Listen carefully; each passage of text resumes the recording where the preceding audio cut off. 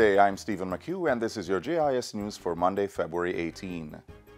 Cabinet has approved several contracts to undertake development works on the island. Information Minister Senator Ruel Reid says a contract has been approved for the acquisition of a $30 million coastal surveillance system, Coastwatcher 100. It is being sourced from France-based Thales Group and is a component of the Maritime Domain Awareness Capability Initiative. The funds will be paid over 3 financial years, beginning in the third quarter of the current fiscal year. Minister Reid says Cabinet has also approved a contract worth $1.23 million for IMCA Jamaica Limited to supply and install a new standby generator and accessories for the Norman Manley International Airport.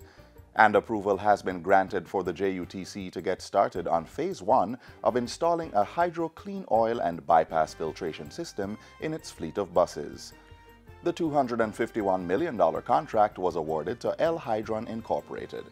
Cabinet also approved the award of a contract to a Chins Construction Company in the sum of $62,987,500 to undertake road rehabilitation and drainage improvement works along the Sir John Golding Road in St. Andrew. During the recent post-cabinet media briefing, Minister Ruel Reid also announced that provisions would be made for special needs students sitting the Primary Exit Profile PEP exam on February 26. They will be among the first cohort of grade 6 students to sit the ability test component of PEP. There are 304 students who have applied for special support. They would have submitted psychoeducation reports, and these have been evaluated by the Special Education Unit. The recommendations which have been made have been communicated to approximately 95% of these students. The Education Minister says that for the performance task test, students with physical disabilities will be provided with a writer. Students will be granted an extra 30 minutes beyond the allotted 2 hours to complete their performance tasks, and an extra 20 minutes for other exams, which will range from 1 hour and 15 minutes for ability tests to 1 hour and 30 minutes for the curriculum-based tests. 4 fire trucks are among a fleet of vehicles to be purchased soon for the Jamaica Fire Brigade. The other purchases include 2 water tankers, 5 emergency command vehicles, 1 box body truck, and a deposit to be made on 2 additional fire trucks. These will be bought from the $498 million allocated to the Acquisition of Fixed Assets project to be implemented by the Local Government and Community Development Ministry.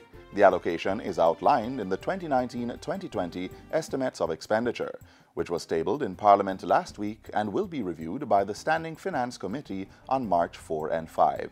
The state will be acquiring 2 additional shelters for abused women in the 2019-2020 fiscal year. Minister of Culture, Gender, Entertainment and Sport, Olivia Grange, says they will complement the first national shelter that will be opened by the end of March.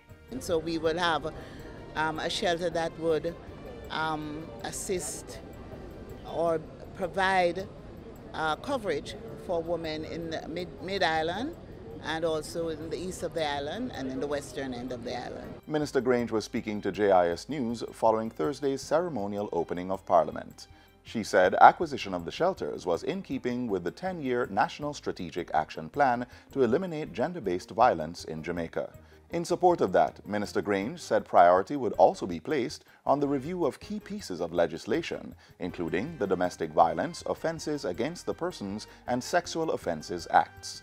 The Prevention of Sexual Harassment Bill will also be tabled in the 2019-2020 fiscal year. Meanwhile, newly appointed State Minister of Industry, Commerce, Agriculture and Fisheries, Floyd Green, says he plans to put youth at the center of economic growth during his tenure at the ministry. In any economy, if it is really to grow and to grow well, then you have to ensure that your small and medium-sized enterprises are getting the required focus. And I think that will be part of my remit, part of the role. That is part that I'm looking forward to. And especially with our young, new business owners, how can we make life easier for people to own a business in Jamaica? So, it's still early days yet. You still have to take direction from the ministers, but definitely I'm looking forward to those things and clearly what I can do on the legislative front, drawing from my law background in the ministry. Minister Green, who was at the Education, Youth and Information Ministry, was assigned to MICAF on February 14. And finally, Health Minister Dr. Christopher Tufton is appealing for wide-scale support to reduce road fatalities, stressing that the economic impact of road traffic crashes is a big burden to taxpayers. The costs are high. The medical cost of road crashes was $1.4 billion in 2014. And the indirect productivity losses, this is based on studies we have done in the health system, 1.8 billion. In a country where we have limited resources for public health, we have to embrace the need for a collective approach to bring greater awareness and enforcement of the rules in order to minimize, if not below, certainly well below 300, those who are impacted on our roads, and not to mention those who have to be treated. Dr. Tufton was addressing the National Road Safety Council's recent launch of its renewed and reinvigorated campaign to reduce the number of yearly fatalities from road crashes to below 300.